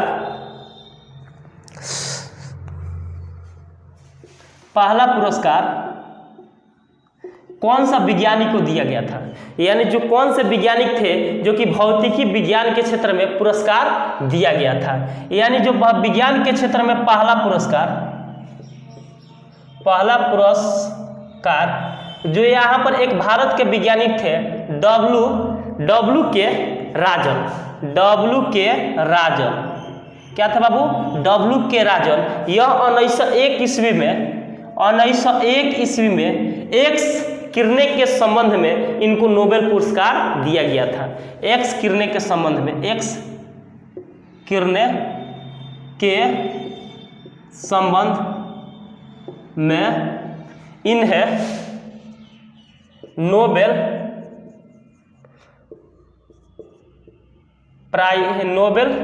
प्राइज डिस्ट्रीब्यूट दिया गया था, प्राइज दिया गया था। अब यहाँ पर समझ गए कि भौतिकी विज्ञान के क्षेत्र में पहला पुरस्कार किसको दिया गया था? डब्ल्यू के राजन सन 1901 में एक्स किरणें के संबंध में, यानी एक्स किरणें के बारे में जब वो यहाँ पर डब्ल्यू के राजन साहब ने खोजे थे तब उन्हीं के क्षेत्र में उनको नोबेल पुरस्कार दिया गया था। और एक्स किरणें क्या होता है बाबू? जैसे यहाँ पर कोई मेटल लेते हैं, क्या लेते हैं? कोई मेटल लेते हैं धातु के बना हुआ, और उस धातु के बना हुआ मेटल को प्रकाश में हम लाइट में रखते हैं तो क्या होता है? उसमें एक चमक उत्पन्न होती है। क्या होती है? एक चमक उत्पन्न होती है, और उसी चमक को एक्चुअली में हम लोग बोलते हैं एक्स किरणें। क्या बोलते हैं बाबू? एक्स किरणें। कोई भी मेटल में यह उत्पन्न हो सकता है, जो किरणें निकलती है किसी भी मेटल के अंदर से, और उसी मेटल में से किरणें निकलती हैं, उसी किरणों को हम रियली में एक्स किरणें के नाम से हम लोग जानते हैं। यहाँ तक हो गया, और इसको नोट कर लीजिए, इसको हम मिटा देते हैं। अब देखिए बाबू, आगे की तरफ हम लोग बढ़ते हैं। अब यहाँ पर आगे की तरफ बढ़ते हैं तो अब हम पढ़ते हैं यूनिफिकेशन। क्या पढ़ते हैं बाबू? एकीकरण। और एकीकरण को इंग्लिश में बोलते हैं यूनिफिकेशन। क्या बोलते हैं बाबू? यूनिफिकेशन। अब जरा यहाँ पर समझ लेते हैं यूनिफिकेशन क्या होता है। अब देखिए, एक नियम से हम लोग बहुत सारे नियमों के बारे में जब हम स्टडी कर लेते हैं और उसी स्टडी को हम लोग एकीकरण नाम देते हैं, यानी यूनिफिकेशन नाम देते हैं। जैसे न्यूटन का नियम है, और न्यूटन के नियम से हम लोग, जैसे जड़त्व का नियम है या न्यूटन का नियम है, और एक नियम से पहला नियम, दूसरा नियम और तीसरा नियम के बारे में हम लोग स्टडी कर लेते हैं, और उसी स्टडी को हम लोग बोलते हैं यूनिफिकेशन। यानी एक नियम से बहुत सारे नियमों के बारे में अध्ययन करना ही क्या कहलाता है? यूनिफिकेशन कहलाता है, यानी एकीकरण कहलाता है। यहाँ तक कोई डाउट? जैसे यहाँ पर हम बात करते हैं एकीकरण की, किसका बात करते हैं बाबू? एकीकरण की हम बात करते हैं तो एक ऊर्जा संरक्षण का नियम होता है, ऊर्जा संरक्षण के नियम। क्या होता है बाबू? ऊर्जा संरक्षण का नियम। और देखिए, ऊर्जा संरक्षण को यानी कंजर्वेशन ऑफ एनर्जी का जो नियम होता है, और इस नियम से हम लोग क्या क्या नियम के बारे में हम लोग स्टडी कर सकते हैं। तो देखिए, यहाँ पर इस नियम से बर्नौली के नियम का भी स्टडी कर सकते हैं। बर्नौली के नियम का भी हम लोग स्टडी कर सकते हैं ऊर्जा संरक्षण के नियम से। उसके बाद यहाँ पर होता है उसके बाद लेंज के नियम के भी स्टडी करते हैं। लेंज के नियम के बारे में भी हम लोग स्टडी करते हैं। उसके बाद संवेग संरक्षण के नियम के बारे में हम लोग स्टडी करते हैं। संवेग संरक्षण के नियम के बारे में भी हम लोग स्टडी करते हैं। उसके बाद अगला की बात रह गई तो यहाँ पर होता है लॉ ऑफ ग्रेविटेशन। चाहे यहाँ पर रहने दीजिए, इतना ही। यानी देखिए, तो यहाँ पर एक नियम से एक कितना नियम के बारे में स्टडी कर सकते हैं? 3 नियम के बारे में हम लोग स्टडी कर सकते हैं, यानी बर्नौली के नियम, लेंज का नियम, और यहाँ पर संवेग संरक्षण के नियम के, यानी ऊर्जा संरक्षण के स्टडी से, यानी एक नियम से 3 नियम के बारे में हम स्टडी कर लेते हैं। उसी चीज को हम लोग बोलते हैं एकीकरण, यानी यूनिफिकेशन। यानी कोई भी एक नियम को हम लोग स्टडी करके 3 नियम के बारे में स्टडी कर लेते हैं। एक नियम के सहायता से हम लोग 3 नियम की स्टडी कर लेते हैं। उसी चीज को हम लोग क्या बोलते हैं? एकीकरण। यानी ऊर्जा संरक्षण के नियम के सहायता से बर्नौली का नियम भी इससे रिलेटेड है, लेंज का नियम भी रिलेटेड है, संवेग संरक्षण का संरक्षण के सिद्धांत भी रिलेटेड है, और उसी चीज का हम लोग क्या बोलते हैं? एकीकरण बोलते हैं। अब यहाँ पर एक आता है law of gravitation. Law of gravitation, gravitation क्या होता है बाबू? Law of gravitation. और लॉ ऑफ ग्रेविटेशन को सर्वप्रथम किसने दिया था बाबू? न्यूटन साहब ने दिए थे। और न्यूटन साहब ने दिए थे, कौन दिए थे बाबू? न्यूटन साहब ने दिए थे। जरा यहाँ पर आप समझने का प्रयास करेंगे, न्यूटन क्या किए थे। सबसे पहले यहाँ पर एक सेब के पेड़ के नीचे वो बैठे थे, तो एक जो सेब होता है वो ऊपर से टपक कर नीचे गिरा, तो उनको दिमाग में आया कि क्या रीजन है कि सेब ऊपर से नीचे गिर रहा है। तो वहाँ पर उनका दिमाग सोचना प्रारंभ किया कि वो कोई ना कोई फोर्स इसको नीचे की तरफ जरूर खींच रहा है, जिस फोर्स के बदौलत वह फल यानी जो सेब है नीचे की तरफ गिर रहा है। तो उन्हीं के संबंध में एक नियम प्रस्तुत कर दिए थे। तो देखिए यहाँ पर लॉ ऑफ ग्रेविटेशन, और नीचे क्या होता है, पृथ्वी अपने mg फोर्स के कारण नीचे की तरफ क्या करती है? खींचती है। क्या करती है? खींचती है।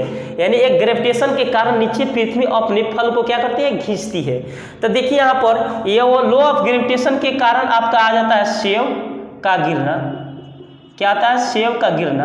और उसके बाद आ जाता है आपका पृथ्वी के सूर्य के चारों ओर चक्कर लगाना है। क्या आता है? फिर पृथ्वी के सूर्य के चारों तरफ चक्कर लगाना है। पृथ्वी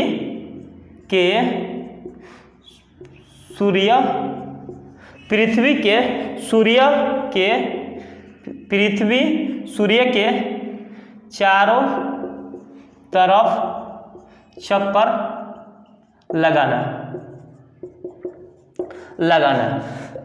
यानी पृथ्वी के सूर्य के चारों तरफ चक्कर लगाना, यह लॉ ऑफ ग्रेविटेशन में हम लोग स्टडी करते हैं। और बताइए यहाँ तक कोई डाउट? यहाँ तक डाउट नहीं है तो सबसे पहले इसको नोट कर लीजिए। अब आगे की तरफ हम लोग पढ़ेंगे। थोड़ा बहुत लंबा चैप्टर जाएगा, ये 1.5 घंटा के आसपास में यह वीडियो होगा।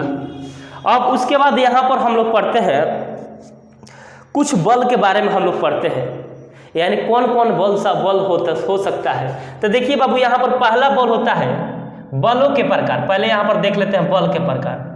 बल के प्रकार यानी जो बल होता है यह हम लोग क्लास 11th यानी फिजिकल वर्ल्ड में हम लोग स्टडी करते हैं। 4 प्रकार का होता है बाबू। कितने प्रकार का होता है? 4 प्रकार का होता है। यानी पहला होता है बाबू गुरुत्वाकर्षण बल। कौन सा बल होता है बाबू? गुरुत्वाकर्षण बल। और दूसरा का बल होता है विद्युत चुंबकीय बल।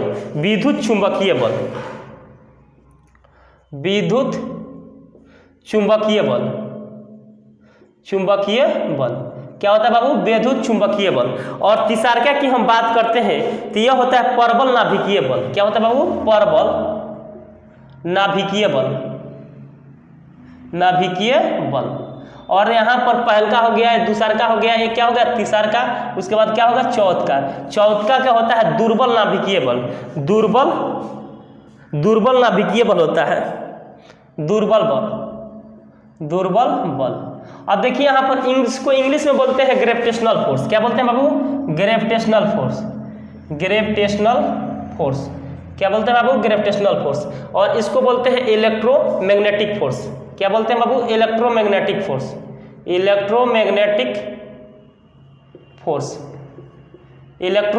फोर्स। इसको हम बोलते हैं स्ट्रॉन्ग नाभिकीय force, nuclear force. Strong nuclear force. और इसको हम इंग्लिश में बोलते हैं बाबू वीक फोर्स। क्या बोलते हैं? Weak force. यह सबसे कमजोर बल होता है। अगर हम बात करते हैं बाबू, यहाँ पर पहला बल होता है गुरुत्वाकर्षण बल। कौन सा बल पढ़ेंगे? गुरुत्वाकर्षण बल। अब जरा यहाँ पर समझने का प्रयास करेंगे। गुरुत्वाकर्षण बल होता है यह किसी भी 2 द्रव्यमानों के बीच में जो बल लगता है, और उसी बल को हम लोग बोलते हैं गुरुत्वाकर्षण बल, यानी ग्रेविटेशनल फोर्स के नाम से भी हम लोग जानते हैं। अब देखिए द्रव्यमान क्या हो सकता है, जैसे यहाँ पर मान लेते हैं m1 द्रव्यमान हो गया, और यहाँ पर मान लेते हैं m2 द्रव्यमान हो गया। क्या हो गया? m2 द्रव्यमान हो गया। और m1 और m2 द्रव्यमान के बीच में कुछ दूरी होगा।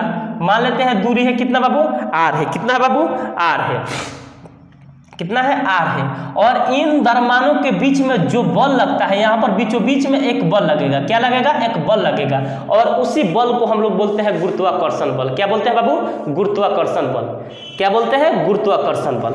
अब जरा यहाँ पर समझिए, अगर यहाँ पर पहला लिखना चाहते हैं तो यहाँ पर पहला लिख सकते हैं, दो द्रव्यमानों के बीच लगने वाला यह बल है।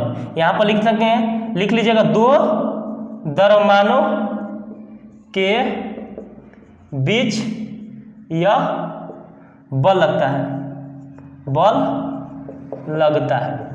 कितने द्रव्यमानों के बीच लगता है बाबू, दो द्रव्यमानों के बीच बल लगता है। तो यहाँ बल लगता है तो F बराबर होता है G, यहाँ पर m1 m2 अब बाटा कितना होता है बाबू, r स्क्वायर।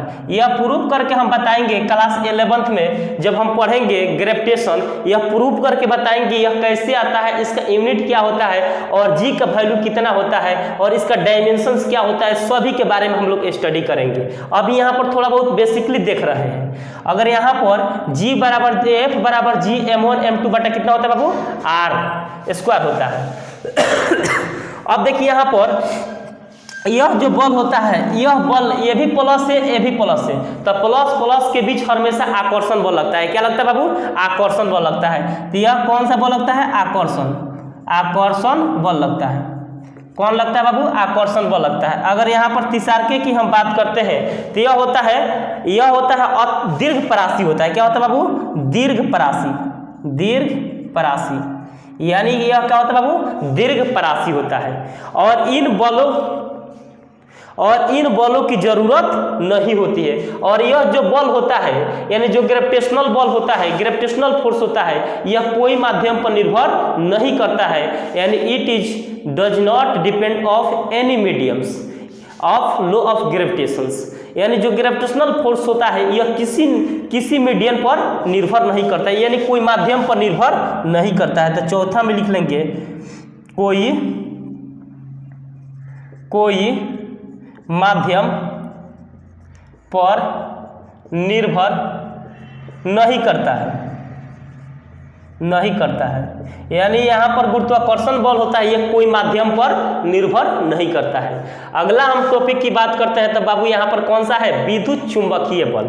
और यहाँ पर विद्युत चुंबकीय बल में यहाँ पर इलेक्ट्रोस्टैटिक्स में भी पढ़ते हैं, मैग्नेट भी हम लोग पढ़ते हैं, यह क्लास 12th में हम पढ़ते हैं। तो ये देखिए यहाँ पर इलेक्ट्रोमैग्नेटिक क्या होता है, जैसे यहाँ पर Q1 चार्ज मान लेते हैं और यहाँ पर Q2 चार्ज मान लेते हैं, और Q1 और Q2 चार्ज के बीचों बीच में कुछ दूरी होगा, मान लेते हैं यहाँ पर दूरी कितना है बाबू, r है। कितना है, r है। और बीचों बीच में एक बल लगता होगा, और इसी बल को हम लोग बोलते हैं विद्युत स्थितिक बल, यानी इलेक्ट्रोस्टैटिक्स फोर्स भी हम बोलते हैं, यानी स्थिर वैद्युतिकी बल भी बोलते हैं। तो यह बल दो आवेशों के बीच लगता है। ये बल कौन सा, दो आवेशों के बीच लगता है। तो यहाँ पर लिख लेंगे, दो आवेशों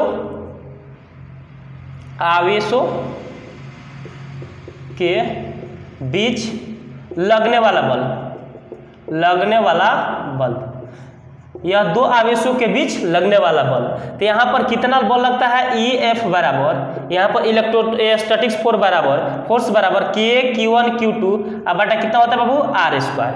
अब यहाँ पर पहला हो गया, और दूसरा की हम बात करते हैं तो यह जो बल होता है यानी Q1 और Q2 यह प्लस भी हो सकता है और माइनस भी हो सकता है। जब दोनों चार्ज रहे तो इसमें आकर्षण तथा प्रतिकर्षण बल दोनों लगेगा। क्या लगेगा, आकर्षण तथा प्रतिकर्षण बल दोनों लगेगा। अगर यहाँ पर प्लस चार्ज रहे और यहाँ पर प्लस चार्ज रहे तो हम बता चुके हैं बाबू, प्लस और प्लस एक दूसरे को कट्टर दुश्मन होते हैं, यानी कभी एक दूसरे को पास में नहीं रहते। अब जरा यहाँ पर समझिए कि मान लेते हैं यहाँ पर बेंच पर बैठा हुआ लड़का है, इधर मान लेते हैं एक लड़का है प्लस चार्ज, यानी इधर एक लड़का बैठा उधर एक लड़का बैठता है, और दोनों बरियार है तो कभी भी लड़ सकता है। उसी तरह यहाँ पर समझिए, यहाँ पर प्लस प्लस क्या होता है, एक कट्टर दुश्मन होता है, कभी एक दूसरे को पास में नहीं रहते हैं। और यहाँ पर माइनस और माइनस की हम बात करते हैं तो माइनस माइनस भी एक बहुत कट्टर दुश्मन होते हैं, यह कभी एक दूसरे को पास में नहीं रहते हैं। अगर यहाँ पर प्लस और माइनस की हम बात करते हैं, जैसे यहाँ पर समझिए, यहाँ पर प्लस माइनस की हम बात करते हैं तो प्लस और माइनस एक दूसरे के कोऑपरेटिव होते हैं, वह एक दूसरे के पास में आने का प्रयास करते हैं, यानी एक दूसरे को प्यार मोहब्बत करते हैं। अब देखिए यहाँ पर कौन सा बल लगता है, इसमें आकर्षण आकर्षण तथा प्रतिकर्षण दोनों बल लगता है, दोनों बल लगता है, यानी आकर्षण तथा प्रतिकर्षण दोनों बल लगता है। और यहाँ पर तिसारका की हम बात करते हैं तो यह दीर्घ परासी होता है, दीर्घ परासी बल होता है। यहाँ पर लघु परासी होता है, यहाँ पर दीर्घ होता है, तो यहाँ पर क्या होता है, दीर्घ परासी बल होता है। ये भी क्या होता है, दीर्घ परासी बल होता है, दीर्घ परासी बल होता है। और यहाँ पर चौथा की हम बात करते हैं तो यह कोई ना कोई माध्यम पर निर्भर करता है। ये आपका गुरुत्वाकर्षण बल कोई माध्यम पर निर्भर नहीं करता है, लेकिन यहाँ पर इलेक्ट्रोमैग्नेटिक जो फोर्स होता है यह किसी न किसी माध्यम पर क्या करता है, निर्भर करता है, यानी कोई माध्यम पर निर्भर करता है। तो यहाँ पर माध्यम पर निर्भर करता है, निर्भर करता है, यानी कोई ना कोई माध्यम पर क्या करता है बाबू, निर्भर करता है। अब यहाँ पर आता है प्रबल नाभिकीय बल एंड स्ट्रॉन्ग न्यूक्लियर फोर्स। और स्ट्रॉन्ग न्यूक्लियर फोर्स क्या होता है, सबसे पहले यहाँ पर समझिए, मान लेते हैं कोई एटम है, क्या है बाबू, कोई एटम है, और एक क्या है बाबू, एटम है, एटम है, और एटम के अंदर क्या होते हैं, प्रोटॉन्स और न्यूट्रॉन्स प्रेजेंट रहते हैं। क्या होता है बाबू, प्रोटॉन्स और न्यूट्रॉन्स प्रेजेंट होते हैं, और प्रोटॉन्स पर पॉजिटिव चार्ज होता है और न्यूट्रॉन्स पर कोई प्रकार के चार्ज नहीं होता है, यानी न्यूट्रॉन्स पर कोई प्रकार का चार्ज नहीं होता है। अब देखिए यहाँ पर प्रोटॉन न्यूट्रॉन्स किसी एटम के अंदर प्रेजेंट रहते हैं, और प्रोटॉन्स और न्यूट्रॉन्स इतना क्लोजली वह एक दूसरे से बंधे होते हैं कि थोड़ा सा भी इधर उधर नहीं हो सकते हैं, यानी एकदम ये क्या होता है, एक दूसरे से चिपके रहते हैं। और यहाँ पर इतना फोर्स के कारण यह चिपके रहते हैं कि न्यूट्रॉन्स और प्रोटॉन्स एक दूसरे से यहाँ पर बाहर की तरफ आउटर साइड में नहीं निकल सकते हैं, यानी जो प्रोटॉन्स और न्यूट्रॉन्स रहते हैं एक दूसरे को क्या करते हैं, अंदर की तरफ चिपके रहते हैं कि बाहर की तरफ न निकल सकते हैं। और यहाँ पर देखिए, यहाँ पर प्रबल नाभिकीय बल पर रहे, और कोई एटम होता है, एटम के अंदर प्रोटॉन्स और न्यूट्रॉन्स प्रेजेंट रहते हैं, और प्रोटॉन्स और न्यूट्रॉन्स इतना स्ट्रांगली फोर्स के साथ ये अटैचमेंट रहते हैं कि वह इधर उधर रोटेट न कर पाते हैं। और यहाँ पर जो यह बल होता है बाबू, यह लघु परासी बल होता है। क्या होता है बाबू, लघु परासी बल होता है। क्या होता है, लघु परासी बल होता है, परासी बल होता है।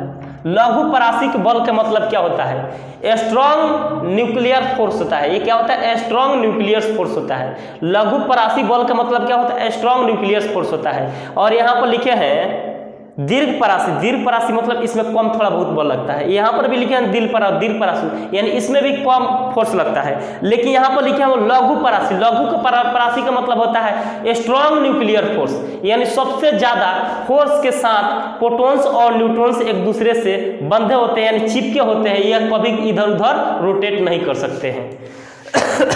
अब देखिए यहाँ पर एक कौन सा फोर्स होता है, यहाँ पर पहला दूसरा का स्ट्रॉन्ग फोर्स होता है। स्ट्रॉन्ग फोर्स क्या होता है बाबू, स्ट्रॉन्ग फोर्स होता है।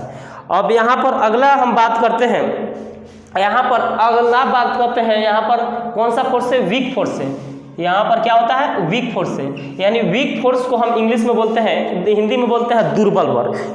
दुर्बल बल कुछ मूल कणों के बीच लगता है। जो यहाँ पर वीक फोर्स होता है बाबू, वीक फोर्स कुछ मूल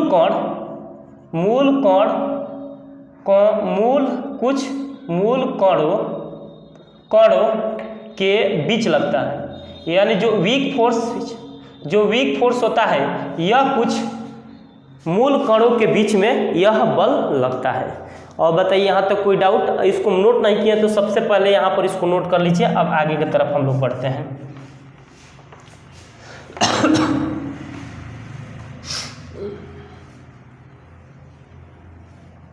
अब आगे की तरफ हम लोग बढ़ेंगे।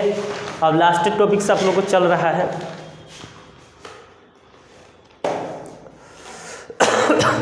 अब देखिए यहाँ पर पहला पढ़े थे गुरुत्वाकर्षण बल। कौन सा बल बाबू, गुरुत्वाकर्षण बल। उसके बाद दूसरा हम लोग पढ़े थे नाभिकीय दुर्बल बल। क्या बोले थे, नाभिकीय दुर्बल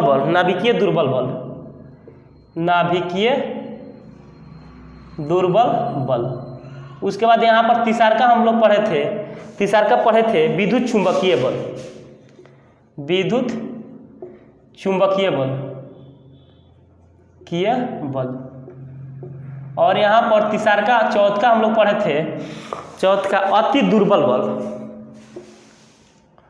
अति दुर्बल बल, अति दुर्बल बल।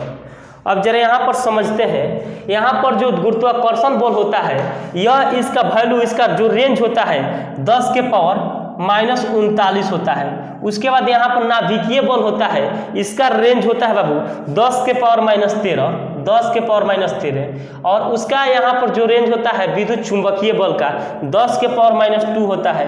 और उसके बाद यहाँ पर अति दुर्बल बल का जो रेंज होता है यह 1 होता है। क्या होता है? 1 होता है। यानी अति दुर्बल बल का जो रेंज होता है क्या होता है बाबू? 1 होता है। किसके बराबर होता है? यहाँ पर रुकिए, यहाँ पर बाबू, यहाँ पर अति दुर्बल बल, अति दुर्बल बल यहाँ पर लिख देते हैं। रुक जाइए, यहाँ पे 2 नंबर लिख देते हैं, अति दुर्बल बल, अति दुर्बल बल। देखिए यहाँ पर थोड़ा बहुत, अब देखिए यहाँ पर पहला गुरुत्वाकर्षण बल हो गया और दूसरा हो गया अति, दूसरा हो गया बाबू, दूसरा हो गया आपका नाभिकीय दुर्बल बल, नाभिकीय दुर्बल, चाहे नाभिकीय न देकर हम लिख देते हैं बाबू विद्युत चुंबकीय बल, विद्युत चुंबकीय बल, विद्युत चुंबकीय बल, चाहे इसको न लिखिए। यहाँ पर पहला हो गया बाबू, कौन सा हो गया? गुरुत्वाकर्षण बल।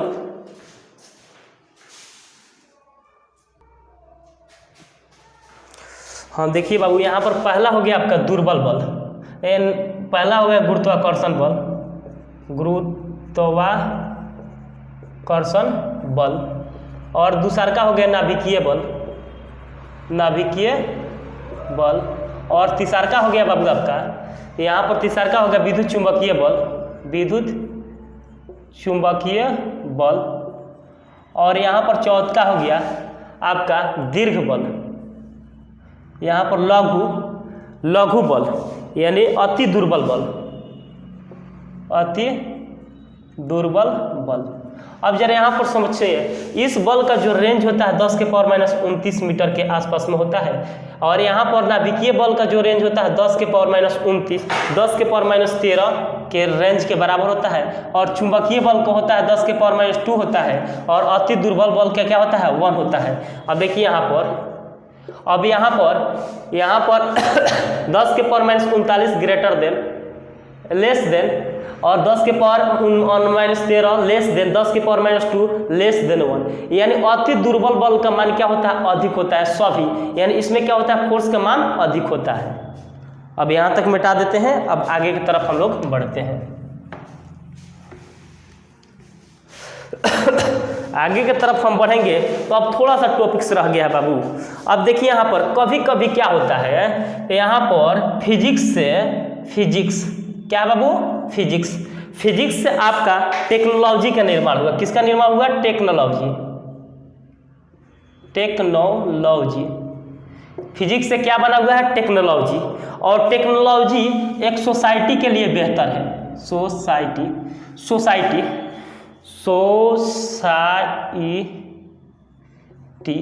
सोसाइटी के लिए क्या है? एक बेहतर है। अब जरा यहाँ पर समझिए, फिजिक्स से क्या बना हुआ है? टेक्नोलॉजी बना हुआ है। तो टेक्नोलॉजी एक सोसाइटी के लिए क्या होगा? बेहतर होता है। क्या होता है बाबू? बेहतर अपॉर्चुनिटी होता है। अब देखिए यहाँ पर फिजिक्स से क्या बना हुआ है? टेक्नोलॉजी। और टेक्नोलॉजी से किसका निर्माण हुआ? सोसाइटी का निर्माण हुआ, यानी सोसाइटी बना। अब जरा यहाँ पर ध्यान दीजिए बाबू, अब यहाँ पर ध्यान दीजिए। और यहाँ पर फिजिक्स से क्या बना? टेक्नोलॉजी। और टेक्नोलॉजी एक सोसाइटी के लिए क्या हुआ? अच्छा हुआ। अब कभी कभी टेक्नोलॉजी से क्या बन गया? फिजिक्स बन गया। क्या होगा? टेक्नोलॉजी से क्या बन गया? फिजिक्स बन गया। और फिजिक्स एक सोसाइटी के लिए क्या है? बहुत अच्छा है। अब जरा यहाँ पर समझेंगे, यहाँ पर सर्वप्रथम यहाँ पे जेम्स वाट साहब ने यहाँ पर एक थर्मोडायनेमिक्स